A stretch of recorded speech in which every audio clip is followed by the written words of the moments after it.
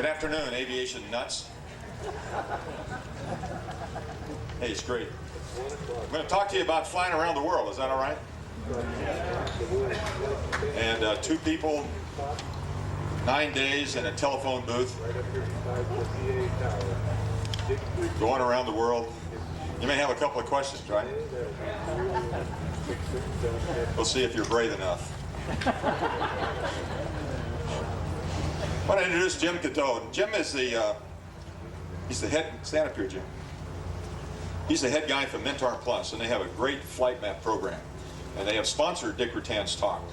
And one unique thing that we have set up over here is on his moving map. It's a real neat thing. It's a little airplane that flies around, and at any place all over the world with all the airports and VORs and outlines of cities and lakes and coastlines are all on this thing.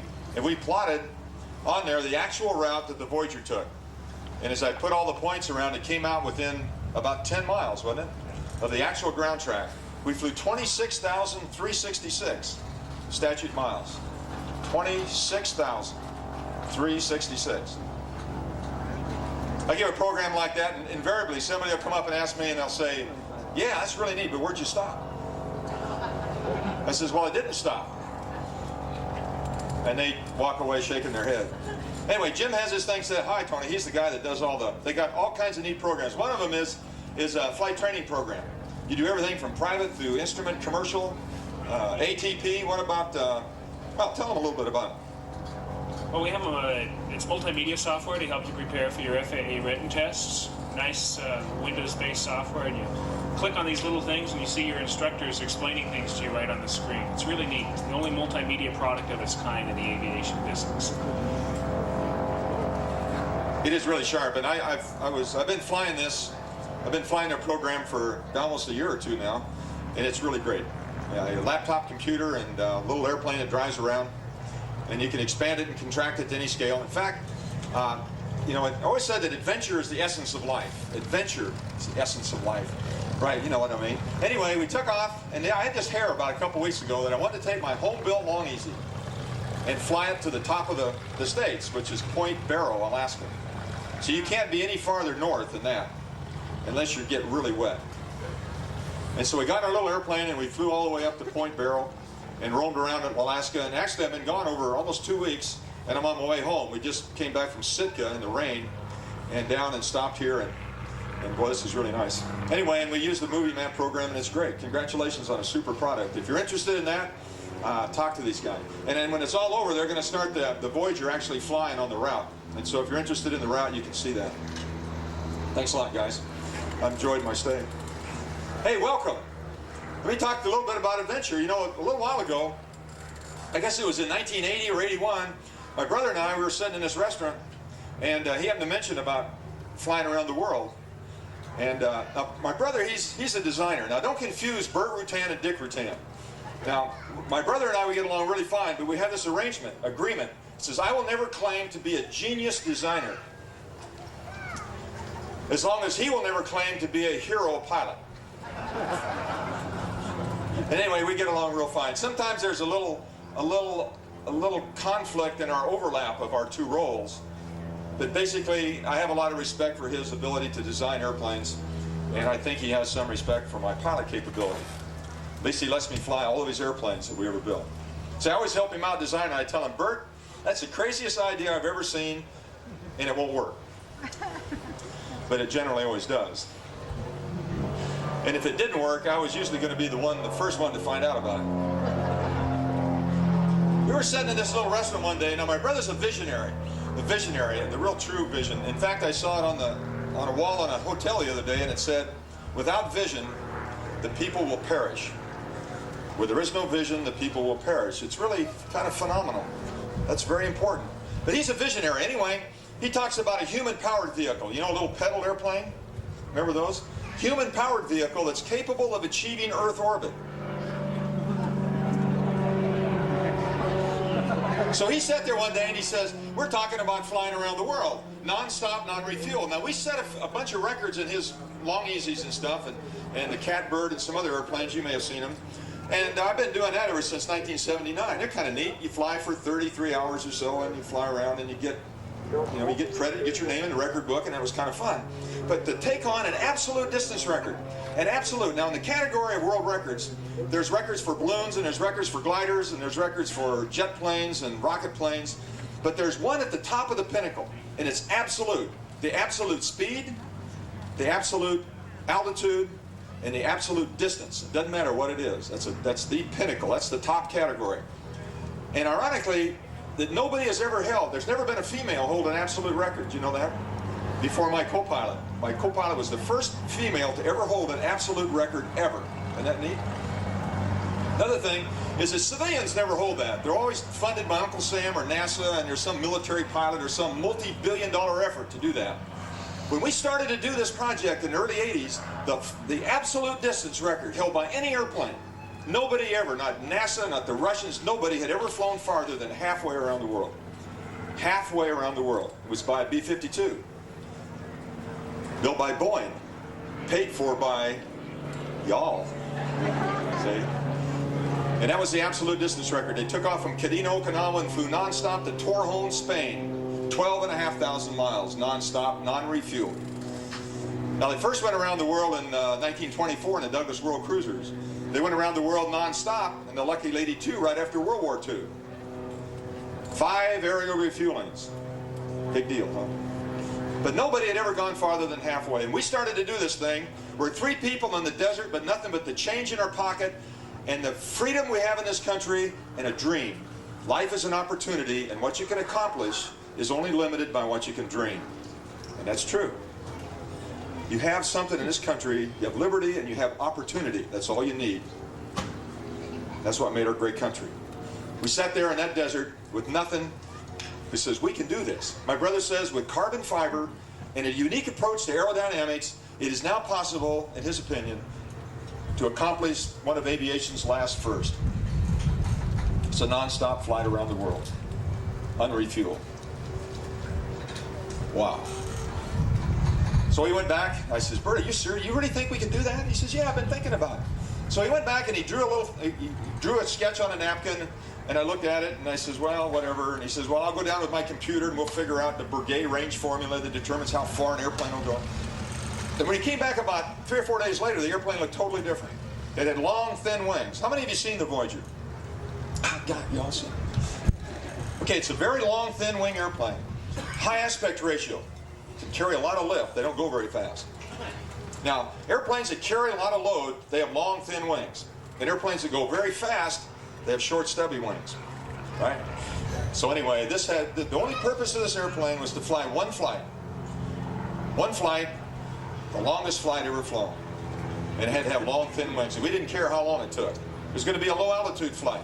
We were going to fly in the equatorial trade winds down by the equator. We were going to fly towards the west, taking off from California, heading south into that equatorial trade wind flow at low altitude, 8,000 to 10,000 feet, and follow that thing all the way around the world. It's going to take 10 days.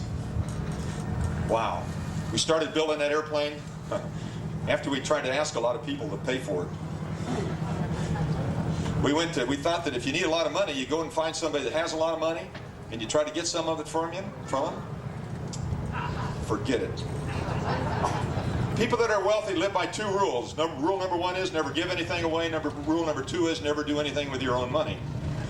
If they violate either one of those rules, they will become instant paupers, and they all believe it. So after about 1.5 years and the money we had spent going after the money, we gave up on that. We came back to y'all. We came back to a whole bunch of people that shared our dream. People that just love aviation. Regular people like us. And you all helped us. Some of you came and volunteered your talent. Some of you joined our VIP club. Some of you bought posters. Some of you bought t-shirts from us. You all helped it. And I begged and borrowed. It was a volunteer program. Every part on the airplane, all the mission control, all the weather, all the people were all volunteers. I asked a lot of companies to help us too.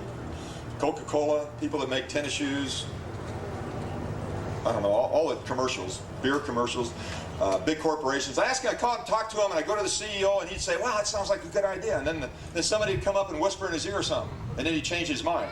And that happened about 6 times. And I says, who is this guy that always comes up to the boss and changes his mind? He says, well, he's the corporate attorney.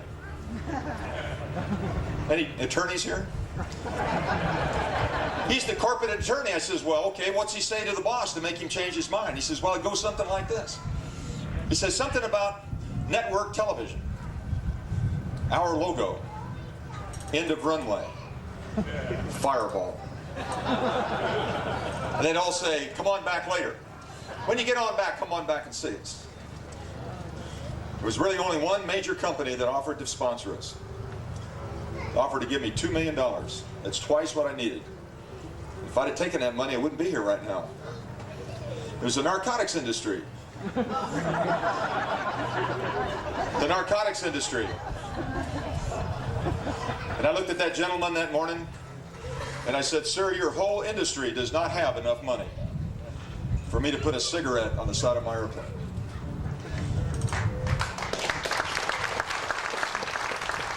And I'll tell you what, that night I went home to the dirtiest rundown shack in a little desert town in Mojave, with nothing in the refrigerator but grass clippings, and wondering if that was the dumbest thing I ever did. But looking back on it, I think that's the proudest thing I ever did. I'm now the national spokesperson for the American Lung Association. I didn't get anything from it but a good feeling, and that's worth a whole lot more than money. We did this thing for all the right reasons. It's because who we are as a people, with vision and courage. He says, where there's no risk and there's no daring, there is no advancement. Take that to the bank. That's who we are. Now, I only have a little bit of time to tell you the story, but something about how we built up on it. The advice I'm going to give to anybody, be very careful what you tell somebody you're going to do, because you may end up having to do it. Bert brought us that airplane, and we drew a nice sketch of it. Boy, it's a beautiful airplane. Nice long wings, little slender fuselage, those big boom tanks out there to carry all that fuel. Bert said it'd go 28,000 miles. And as we started building the airplane, we started building it, and we kind of visualized flying around the world, how nice that would be. Making a low approach, California, and going on to Paris, where they give aviators great reception. Took us 2 years, 22,000 man-hours. We worked around the clock. We only stopped to sleep and eat a little bit. The rest of the time was either begging for parts or building the airplane. We couldn't afford all those fancy things, so I built my own oven. It was going to be a carbon fiber, pre-preg, honeycomb, vacuum-bagged system. The spars were going to be cured in an autoclave, 100 psi nitrogen, 350 degrees cure. They had to be absolutely the lightest and strongest material available, because the range of the airplane would depend on how much of the say the airplane took off at 10,000 pounds, right? That's all it could lift. Now, when the airplane's lifting 10,000 pounds, the airplane doesn't know whether that 10,000 pounds is made up of fuel or cargo or people. It only knows the weight. So our challenge is to make sure that the majority of the weight of that 10,000 pounds was fuel. Bert said, to make it around the world nonstop, we had to have 75% fuel. 75% of takeoff weight would be fuel. It is extremely difficult to achieve a 50% fuel fraction for any airplane. 50%. We had to have 75%. That meant that the 25% that was left over had to be engines, landing gear, long-range communication systems, radar, people, food for 10 days, and airplane structure. The structural weight of the airplane, the carbon fiber, the structural weight was less than 1,000 pounds. Holy bananas. That had never ever been done before. And the airplane optimized for range. Now, when you optimize something for range, you have a lot of compromises. I mean, major compromises. Like flying qualities, for one. Structural integrity, for another. We were so critical about weight that the co-pilot even cut her hair off. The weight of her hair when we measured it is converted to weight to range. Everything was range. If we could take a fuel valve and grind part of it away that you don't need. You ever see a casting of a fuel valve? My brother says, you're not going to put a brass fuel valve in there. Find an aluminum one. Well, I couldn't find an aluminum one, so I went to the grinder and I weighed it and I ground away 40% of the material of that valve. 40% I ground it away. Then I held it up and I looked around. I got an aluminum spray can and I painted it aluminum. And I installed it in the airplane, and Bert come by and looked at it and says, good, that's good. He was fanatical. I could have wrung his young neck. about his insistence that the airplane be absolutely as light as possible. The controls for the carburetor heat and the cowl flaps were the same controls that we used for U-control model airplanes. You know, we used to go around and around as kids. Remember that? That little tiny line, I think it was 049 something. We used that for the actuators. The primary flight control was the same steel cable used for trim tabs, 16-inch cable. Primary flight control. The airplane had a structural integrity that it would only hold about a G1/2 to failure. 1.5 Gs. The landing gear was just strong enough. 1.2 knockdown factor. 1.2 structure, that's all. Most airplanes have 7. Very minimal. The pitch trim control tabs were just made out of radio control model airplanes. You know, little nyla tubes, those little plastic tubes that slip in, you know what they are. And those little plastic clevises that run all the way out to the elevator and work the trim tab. We even had the trailing edges of the airplanes. Were just model airplane with monocoat on the trailing edges. But we were scared of bird strikes. We went really slow. But it didn't matter, we was going to go a long ways. Fanatical. We painted 6 pounds of paint on the airplane and sanded half of that off just to save weight. The bottom of the airplane was not even finished. If you see it in the Smithsonian today, you can look up there and the bottom, it isn't even finished at all. It's black, bare carbon. The only thing that we finished on the airplane at all was what was behind the laminar flow part. It was about 60% of the core. Anything behind that, we didn't do any surfacing at all. Because it's in a boundary layer. Just add weight. It may look good, wouldn't help our distance. The weight of her hair would account for 1/4 of a mile. The guy says, wait a minute, you cut this girl's hair off for a 1/4 mile range? Buddy, you got 28,000 miles, what's wrong? And I'm reminding him how difficult it would be to swim 1/4 of a mile in a shark-infested ocean.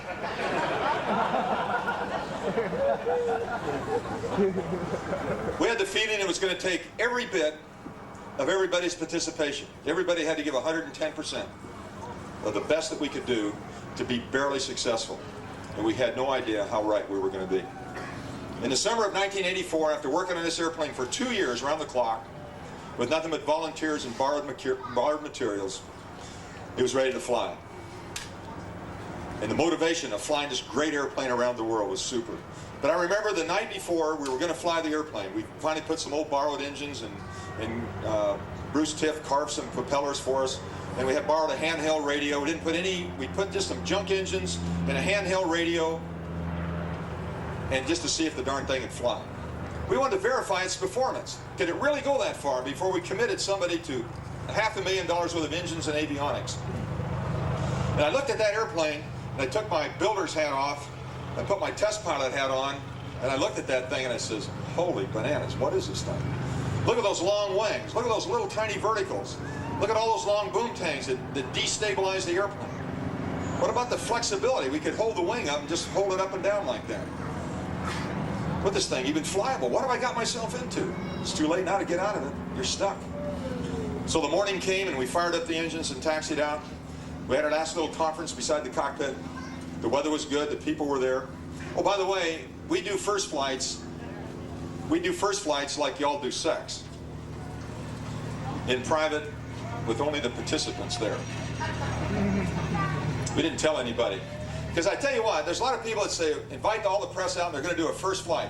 And then their decisions are always contaminated by the pressure of somebody else being around. Then you make a bad decision. Well, you know, they came up from LA and they got helicopters and it's going to be on TV. Yeah, it's not running right or something's wrong, the winds are out. I'll go ahead and fly anyway. Dumb.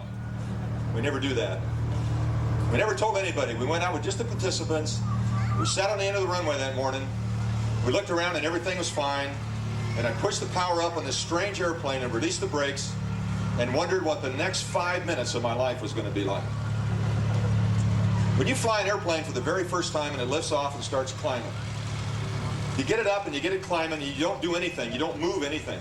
As long as it's climbing and heading straight, you don't even breathe until you get above nosebleed altitude. Now, nosebleed altitude is that altitude. If you move something and something really bad happens, you're high enough to jump out. See? So we climbed up, and I remember my first thought when it was climbing, I looked down at the shadow, and I thought that's the strangest shadow I've ever seen. Then we got up a little higher, and front engine quit with a massive oil leak. And Bert says that's why we put 2 engines on it and continued with the flight test car. We flew it around. It seemed to fly reasonably well. We were pretty happy. A first flight of any airplane, the only criteria is that you take off and land safely. That's all. That's all you do. Take it off and fly safely. Get it back in the hangar and talk about it. Well, everything was pretty good. We felt pretty good. So the next flight, the co-pilot and I got in, and we went up, and we were going to fly around a little bit longer, and we got into some thermals. And I hit that first thermal in the wings. Just went, woo. Then I started flying the controls of the airplane. I found I had a real high adverse yaw. An adverse yaw is a characteristic where the airplane yaws and dihedral effect makes it turn the other way. Y'all had that. Well, in this airplane, if you don't use the rudder or even put the rudders in at the same rate you put aileron in, if you put aileron in about half aileron, the airplane will roll the way you want it to, and then it'll hesitate, yaw, and roll back the opposite direction. Now, this is really neat in a turn like this. You're in a turn, steep turn, and you give it right aileron to roll out of the turn, and it rolls right a little bit and starts rolling the other way. Now, the more aileron you put into it, the more you start rolling upside down. Now, it's really tough. The good thing about the Voyager, everything it does is really slow. It's really slow. So now I got full right aileron, and I'm rolling left, and so I'm thinking, ooh, this is not working. So you neutralize everything, and then you try to fix it with maybe unload the G-load and maybe use a lot of rudder. But basically, you had to bury the rudder all the way into the airplane. Full rudder and let it yaw in that direction as much as possible, and then just gingerly feed in the rudder, or feed in the aileron to make it work. It was marginal flying qualities. It's absolutely the worst flying quality airplane of any airplane that I've ever been in. And I've flown some really bad airplanes. I told Bert, I says, this airplane, Bert, look at it, it hardly even turned. And he says, Dick, it's a world flight, it doesn't have to turn at all. But we found the airplane very, very difficult to fly. Very flexible. Remember, it only had to have enough structure to carry the fuel, nothing more. So any kind of turbulence. Now the airplane had fuel from nose to tail and from wingtip to wingtip. The wings, the canard, there was 3 main tanks in the fuselage. Those big boom tanks out there had a 4.5 fuselage tank. The thing was just crammed full of fuel. Now this airplane, with carbon fiber, the skin was about as thick as that paper you got there. See, 1 page of your program. Carbon fiber, bonded top and bottom to Nomex paper honeycomb core. You could take a pencil and stick it through into any one of the fuel cells in the airplane, through the wings, to the fuselage.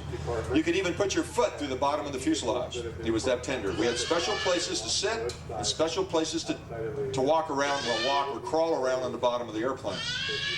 To change positions took about a minute. Had to be very careful. You want to go along? See, it had to be to make the flight, or else it didn't have the range. It was a very, very unique airplane. As we started to continue the flight test program, we put in, Continental provided a liquid-cooled engine, 11-to-1 compression ratio, high swirl turbulence combustion chambers. The best efficiency of any engine that we had available is liquid-cooled, high tolerances. The oil consumption was like it is in an automobile. The front engine was nothing but an old, a 1930s vintage 0240, I think, 130 horsepower. The back engine was the same size as a Cessna 150, putting out about 110 horsepower. So 250 horsepower was going to lift an airplane heavier than a King Air, 12,000 or 10,000 pounds airborne, and fly it around the world. Who are they kidding? We started the flight test. We put in the new engines, and we put in all the avionics and the radar and the long-range communication systems. One of each.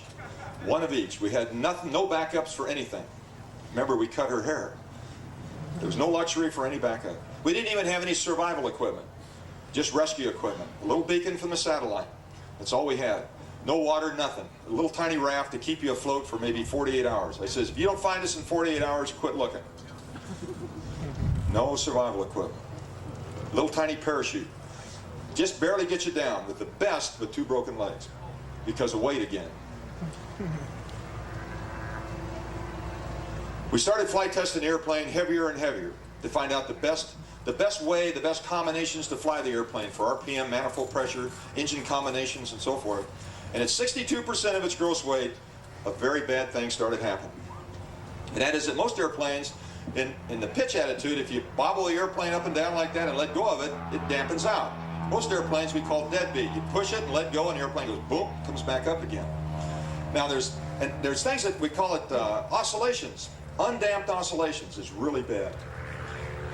An undamped oscillation means that the oscillations get worse and worse. In the Voyager's case, it would start oscillating, or it would start pitching a little bit, up and down, and the wings would flex up, and they would flex down, and it would get worse and worse. Now the good news was it's about a cycle per second, and that's not too much, and you can actually fly and dampen that out. The pilot can correct it. But the bad news was it would double amplitude every 2 cycles. Every second cycle, the amplitude would double and double and double. And that meant that it would reach 35 feet in 12.5 seconds. So as we started flying the airplane heavier and heavier, if you just let go of the stick, in 12.5 seconds, without doing anything, the wings would surely come off the airplane. Still want to go?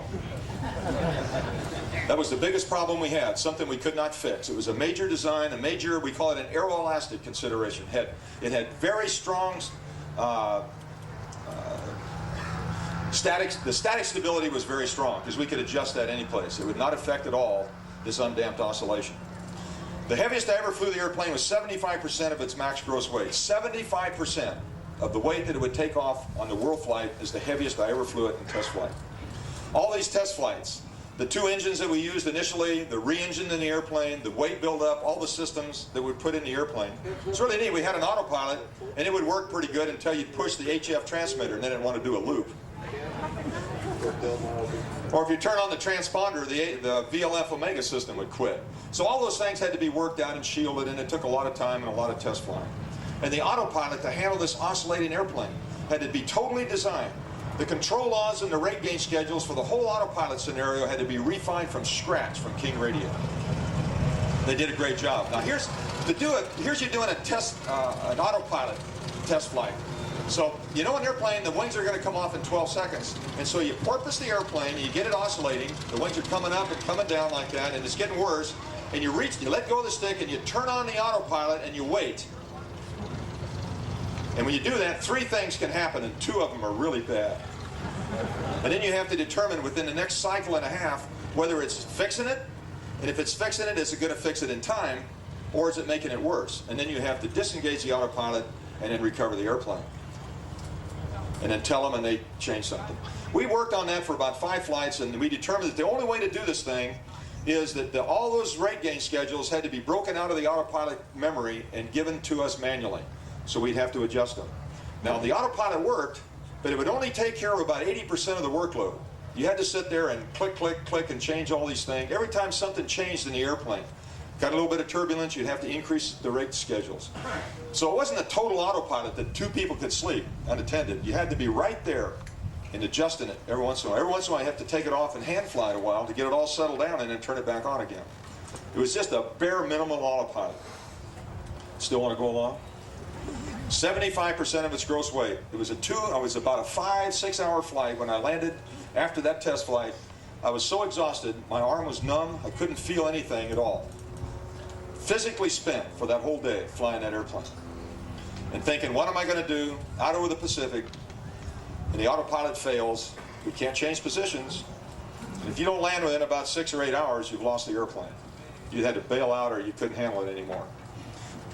Still want to go along? Now remember, we told somebody we were going to do this thing, and you're stuck. Be very careful. And I looked around, and I thought, you know something? We're going to continue doing this thing, but if it was just a billboard for some cigarette or cola or beer factory, I'd tell them, it ain't worth it, I ain't doing it. But I looked at all the people who believed us when we said we were going to do it, and I was trapped. You really couldn't get out of it. Could not walk away from this thing no matter what. Now remember, we're getting 5 years into the program. During the flight test program, we had a lot of bad things happen. We had just about every major bad thing that can happen to an airplane, like how about airborne structural failure? That's a pretty bad one. How many of you have ever lost a propeller blade off a propeller-driven airplane? Do you know anybody that's not around anymore that's done that? What about fire in the cockpit? A runaway prop that went into reverse. So we had all those things. We had flutter, too. We had a problem with a prop over Vandenberg Air Force Base, coming back from an over-ocean flight, long-duration flight. In fact, it was a world flight attempt. you know, just a short one, halfway around the world. We're going to shuttle back and forth to get some time on the airplane and learn how to fly it overnight, and some more long duration flights, and try to see what the physiology effect of the airplane would be. Had 110 decibel noise level for 10 days. That'd ruin your hearing, wouldn't it?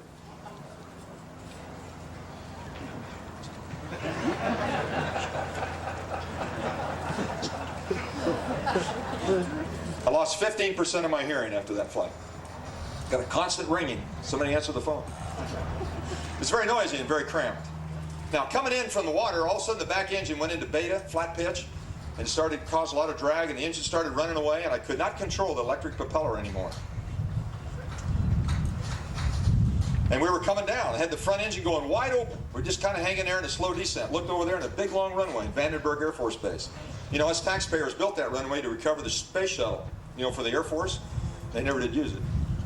I looked down there and I thought, gee, I need to land here. This has got a problem. So I called the tower and I says, hey, Voyager 1, got a little problem with the engine. I'd like to come down and land in your airport. He says, negative. This is Pacific Missile Test Range. It's highly classified activities out here. Top secret. Stay out. Unless you say the magic word. So I took a guess on what the magic word was, and I said it 3 times.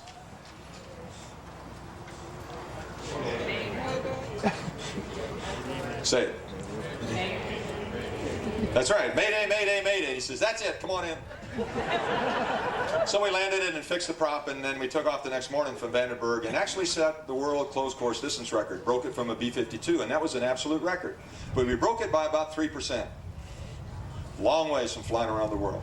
Now this airplane is kind of unique in its fuel burn because of all the fuel that it has on board, it would consume half of the fuel in the first 25%. You're a quarter of the way around the world and you burned half the fuel load. We're just at Wake Island, we're half empty. The thing is, about that time we could shut down the front engine. Our increased mile per gallon increases by 18% instantaneously. As soon as you shut it down and feather it, the back engine goes wide open, 18% better efficiency. And then the lighter you get, the slower you get, and you end up burning 49 miles per gallon at 1.7 gallons an hour. Boy, that's just sipping fuel, isn't it? So we get more and more efficient. The bad news is we get slower and slower and slower.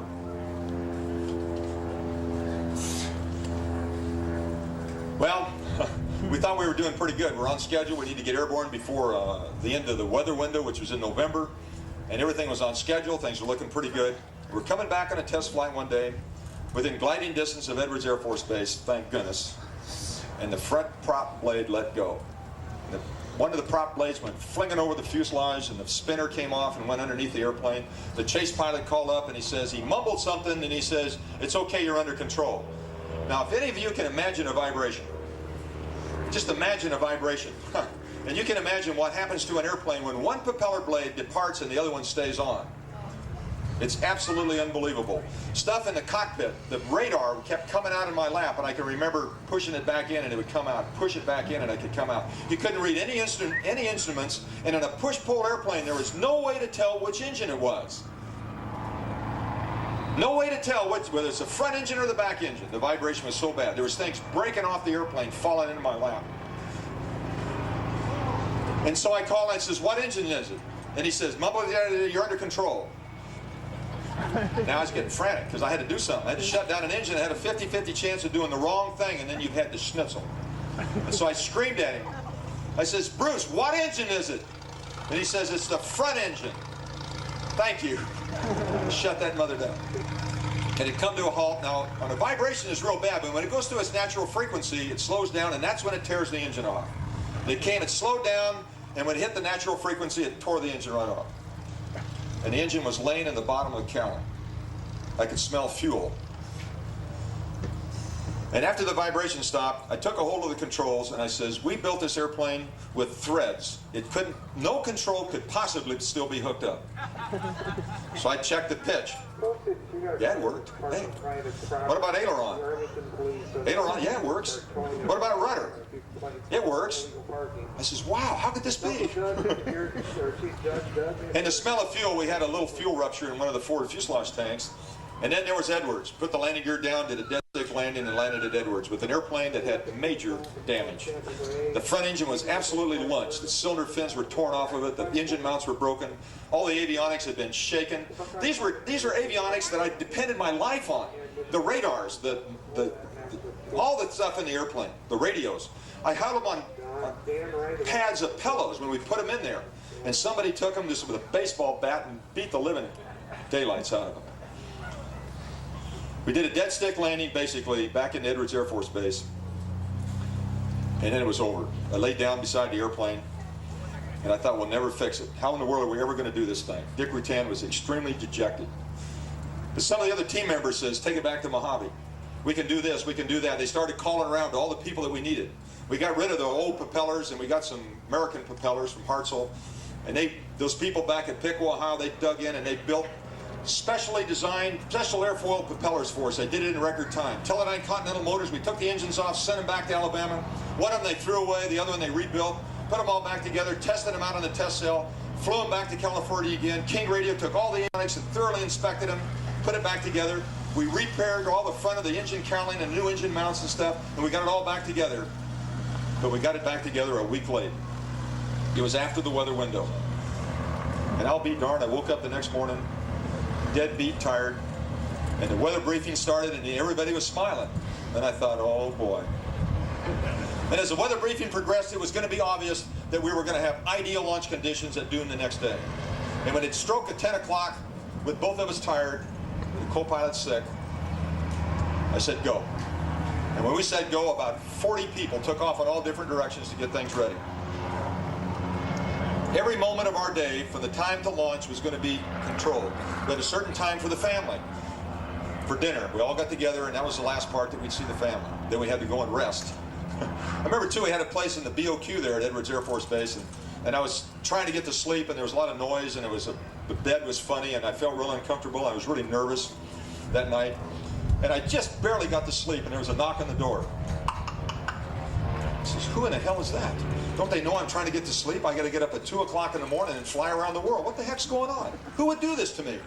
So I open the door, I get up and open the door, and it's my flight surgeon, Dr. George Judlow. See here? God bless his soul. You know what he wanted? He woke me up and he says, Dick, I forgot. And he had a little cup, or it was a little box. And he says he wanted a urine sample in the morning. I says, Doc, you woke me up to give me a box to pee in the morning. And I was really upset. And I tried to go back. I don't know if I got to sleep or not that night. I don't even know if I used his box in the morning. But we got up and they had a steak and eggs breakfast, which I didn't eat too much. And the refueling was going on schedule. And as the thing progressed and we finally loaded up, and the fueling of the airplane had gone normally. And we put fuel in the wings so they bent down about 10 inches off the tarmac. And you put fuel in the fuselage and it bend the wings up. And you put fuel in the wings and it bend them back down again. Actually, the airplane was so frail, you could only fuel about 5 gallons in each one of the 17 tanks at a time, or else you'd break the airplane. Any one single tank, if you filled it all the way up, it'd fail the airplane. We put 356 more pounds of fuel on it than the designer, my brother, said we could safely get airborne with. See, I only wanted to do this once. I didn't want to have to land in Grenada and have to come back and do this operation again. So I took more of a risk on the takeoff to assure the higher probability of success in the far end of it. My brother wasn't too happy with that, but I was the aircraft commander. I learned later that crew chief put 56 more pounds on his own.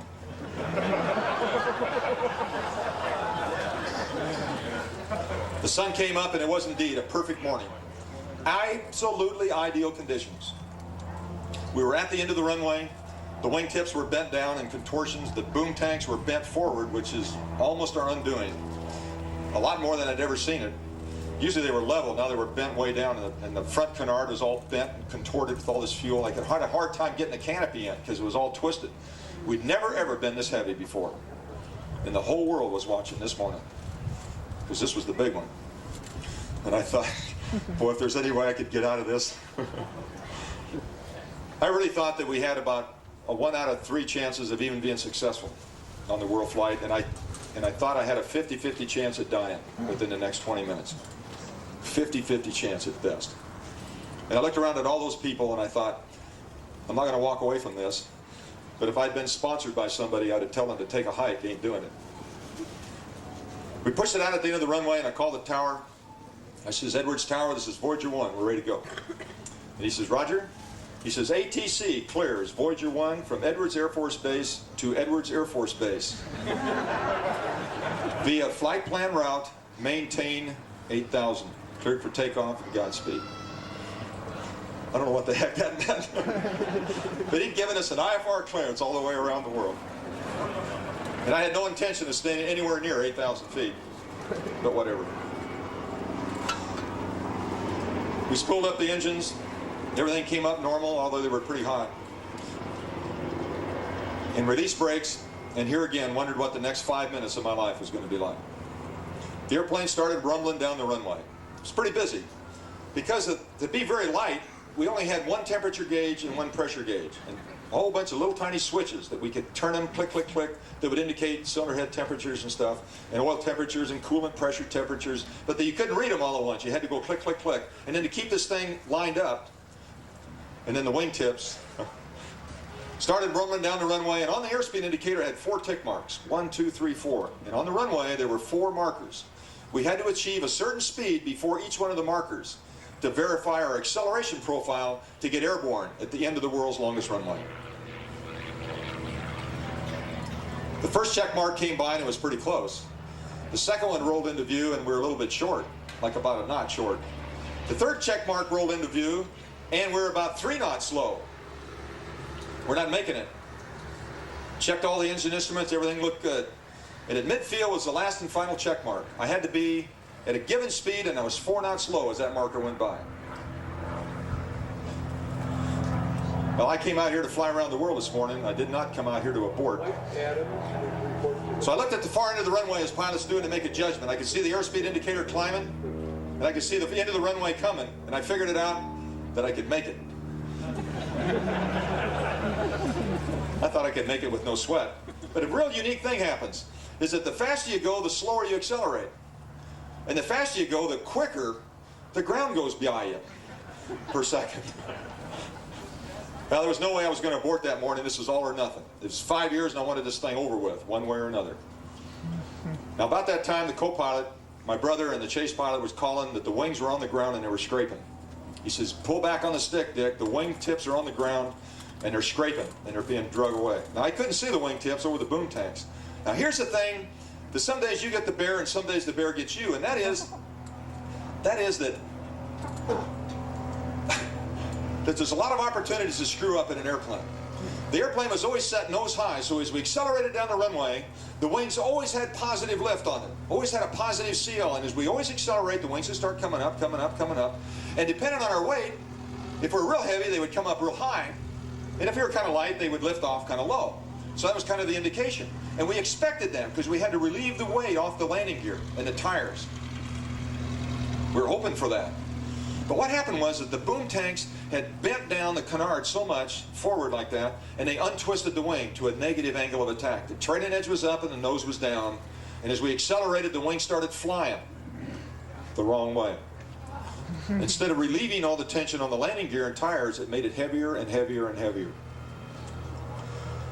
Now, my biggest concern was not whether I could get airborne or not. That was not the primary thing to me. The primary thing that I was most concerned about was, having got airborne, could I even fly it? Because I thought at 75% of what we weighed this morning, I could just barely fly the airplane with total concentration. There was not enough time left to even go over and tune a radio to a different frequency before I had to come back and fly the airplane. And for 6 hours of that, I was totally exhausted. That was my biggest concern. I could get it airborne, but could I even fly this thing? We kept accelerating down the runway faster and faster and faster. We had to have 90 knots. 90 knots was rotation speed. Now, the wingtips were on the ground and they were dragging, and I left them there. You know why? Because I didn't know that if I pulled back on the stick and untwisted the boom tanks, the wings would start up. But what if I hadn't twisted them too much? And all that tons of fuel and all that inertia, they just find inertia right on up and right on down back into the ground and break off. They were down and they were stable, and I left them there. And I made one smooth rotation. When it hit 90 knots, I says, Dick, if you've never been smooth at any time in your life, you better be smooth right now, because this is the big one. And with a slow, easy comeback on the control stick, I could see the canards, the elevators go down, and they start having lift, and the boom tank slowly unwound. Now I can see the wingtips coming up, and coming up, and coming up, and coming up, and at about 93 knots, it lifted into the air. Stable. Now in the daytime, you can see all the thunderstorms around. You can miss them. You know, it's kind of nice. You look around and see all the... And it's not thunderstorms. It's the towering cumulus clouds. Those little puffies. The Voyager would have hit a puffy that tore the wings off. Now at the equator, there's a whole bunch of weather. At the equator, especially at 8 to 10 to 12,000 feet. And trying to fly around the world and not hit one of those things is quite a challenge, especially at night. And before the moon comes up at night, it's as dark as the inside of a cow. And just before I left, it must have been an angel came to me and gave me something that saved my life. Now I thought I had a radar that I could see all the weather, but I found that some of the clouds didn't have enough moisture for the radar to pick up. Couldn't see them at night, and boy, it's dark out there. He gave me a little starlight scope. You know those little night vision goggles, the little ones? He says, hey, Dick, why don't you take these along? Maybe you could use them. I looked at him and says, okay. Didn't even think anything about it. When I was out there the first night and the weather was, I was looking at all this radar, looking at all this weather, and I turned the radar on and it ain't picking it up. And I thought, holy bananas, how am I going to do this? And as the sun came down and it got really dark, now we started with a full moon, so there was only maybe about 20 minutes of darkness, and then the moon came up. But every night, it came up an hour and 20 minutes later. And that second night, third night, fourth night, pretty soon you'd be coming up with about 6 hours of total darkness before the moon would come up at night. And those little starlight scope absolutely saved our life. Because I turned it on and looked and memorized where they were and turned it off, because I didn't know how long the batteries would last. And I knew I had 9 nights to go. And then wait, with blind, just running dark, thinking, am I there yet? Oh, turn it, look real close again. They're still way out there, and I just wasted another cycle on the starlight scope. I get really mad at myself. And then finally, when the moon had come up enough, you could start seeing things on your own, and then you're all right. But towards the end of the flight, those things got longer and longer, and it's the only thing that saved my neck. If that guy hadn't come along and given me that thing, we wouldn't have made it. Try to visualize, and you're out in the redwood forest or someplace, there's trees around. Close your eyes and start running as fast as you can. Or look out and memorize where all the trees are, and then try to run a half a mile on your memory. You'll have some idea. I got very, very little sleep. I was in the seat maybe about 98% of the time. I got 1 or 2 hours of sleep every night. The rest of the time was a cat nap sitting in the seat. We were at the Philippine Islands before we were light enough that the airplane had its basic stability back and I could get out of the seat. Co-pilot never did train on that, how to do that.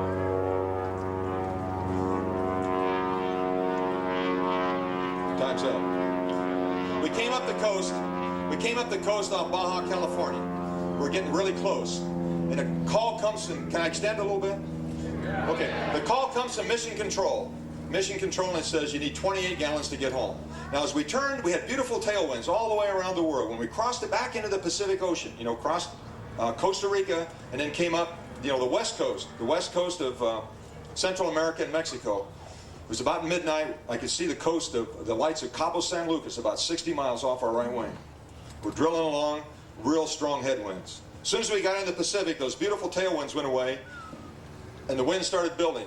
Constant moderate turbulence is beating us around, and the winds started turning right on the nose, and they started building to 10, 15, 20, 33 knots, direct headwind.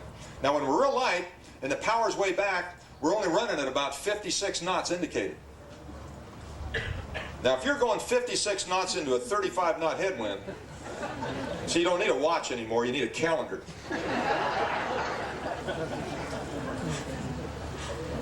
It's like our calendar. Yeah, we're out balloon flying this morning. I appreciate that. That was great. That's quite an experience. Any of you fly balloons? Art and Marcia, the great balloon pilot. Had a great time this morning. Going to do that again sometime.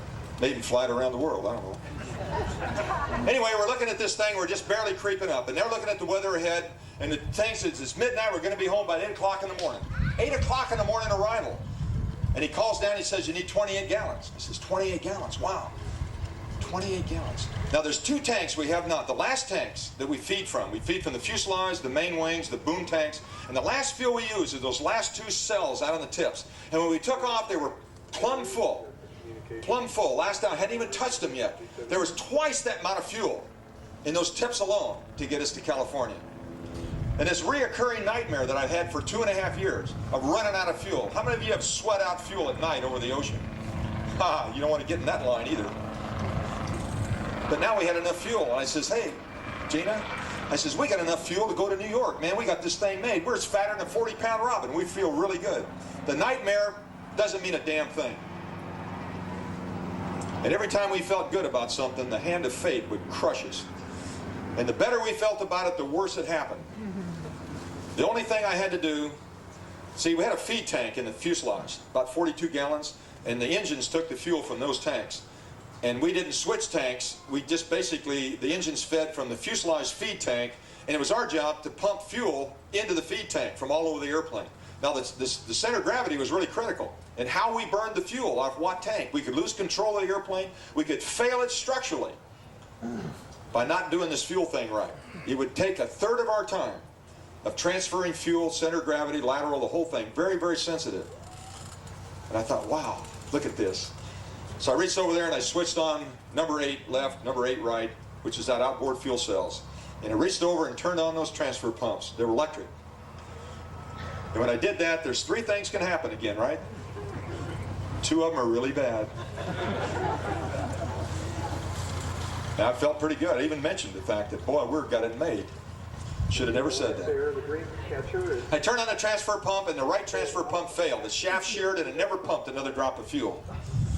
The whole tank was trapped fuel. But I turned the left one on, and started pumping fuel a little bit. 5 gallons came in, and then it went empty. It leaked out. All the fuel in the left cell was gone. About 85% of it. Now I looked out there and I thought I could see a little leak, but it was a little tiny one. You know, what's a little tiny leak? I got 12,500 gallons of fuel, or 1,200, well, 3.5 tons of fuel, okay? You know, what's a little drop? But I forgot that you can empty an ocean with an eyedropper if you got enough time. And a place to put it. But in 9 days is a lot of time to go drip, drip, drip, and all that fuel was gone. If I'd have known that, I'd transferred it into a tank that didn't have a leak. Now we're fuel critical. I mean, big time critical. We got about 1 hour's worth of usable fuel left on board the airplane. 1 hour. We got fuel trapped out there, and now we're lost all this fuel. I don't even know if we can make it to Cabo San Lucas. There's no way to go there and land. The Mexicans are neat people, boy. They work in the daytime and go home and do other things at night and turn all the lights off. So then I did a dumb thing.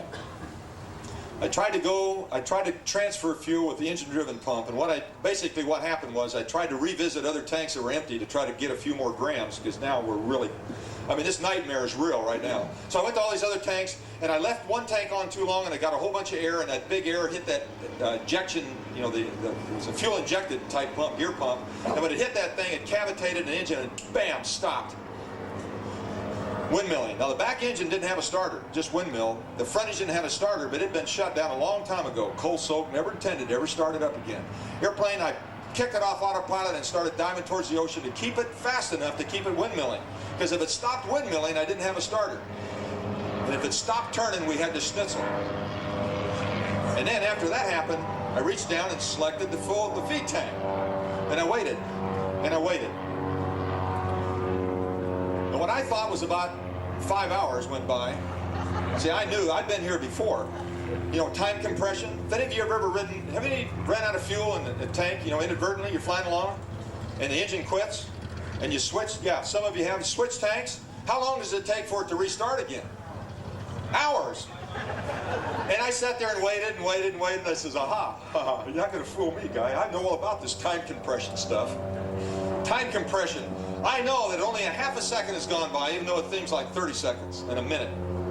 So I called mission control. I says, hey, the back engine flamed out. I'm diving down off autopilot. We've got a good windmill. I'd switch to the first feed tank. Stand by for restart. He says, Roger. And I waited. Now, through my mind kept going. The longer that it didn't start, you start thinking about the alternatives. And there was no alternative. I couldn't land at Cabo San Lucas. I couldn't make San Diego. I got a windmilling prop. I can start the front engine, but there's so much drag in the back engine windmilling that even won't do it. In flight tests, we found we couldn't even stay level. Remember we had to land at Vandenberg? There's no other alternative. The only alternative is that the back engine must start or I'm dead. So I deny that this has happened. I'm going to deny this thing. There's no other alternative. There's no other course of action for me to take. There's only one thing left for me to do, and that is deny that this is happening to me. And through my mind goes the things like, I've been good. We have worked hard. We're good people. Our hearts are pure. We deserve this. Fate cannot be so cruel to make us crash this close from our success.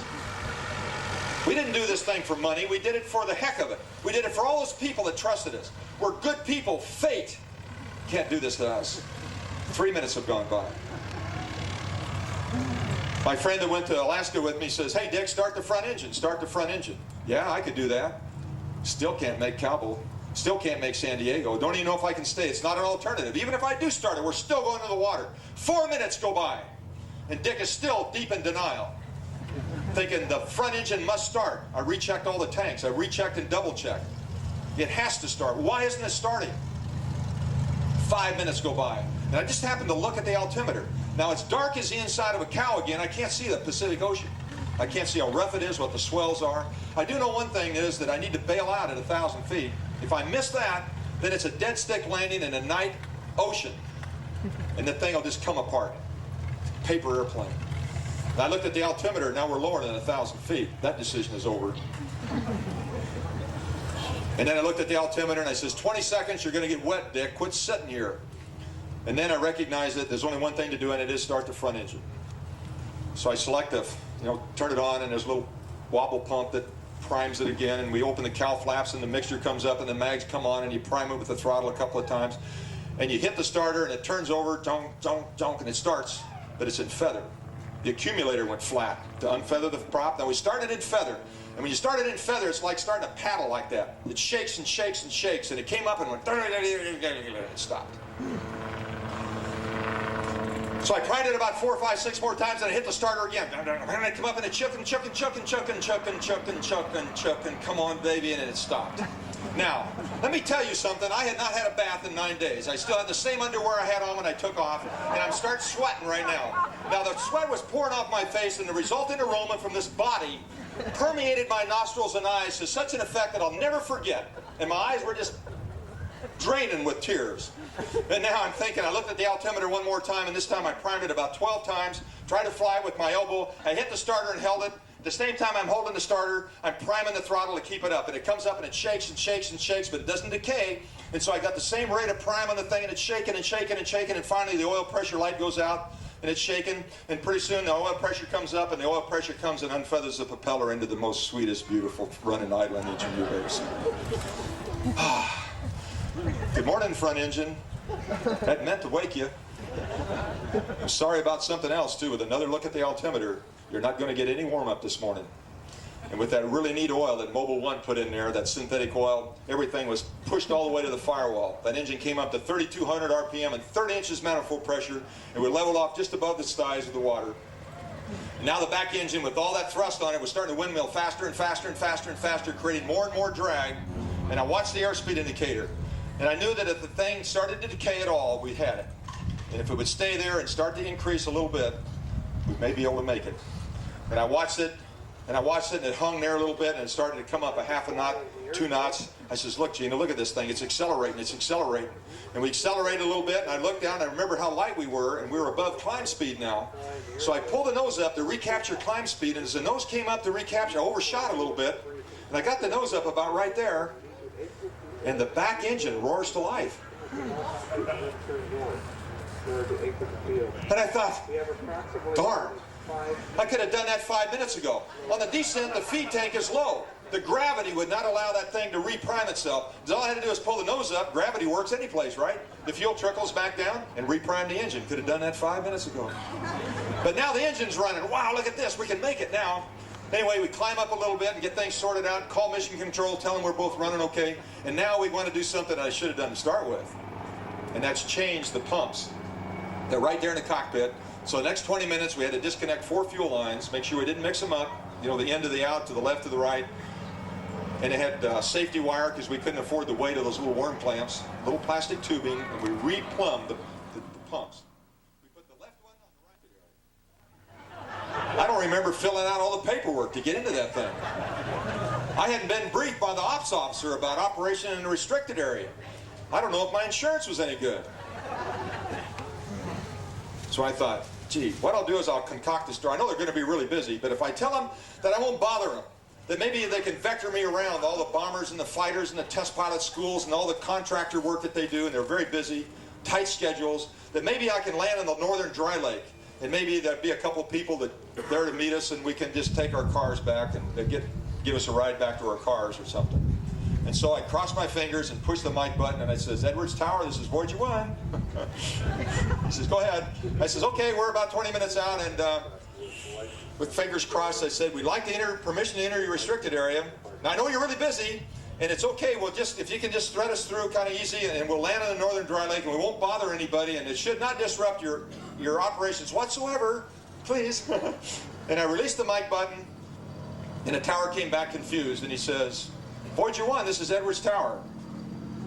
He says, sir, we've canceled flying for today, and we're all here waiting for your return.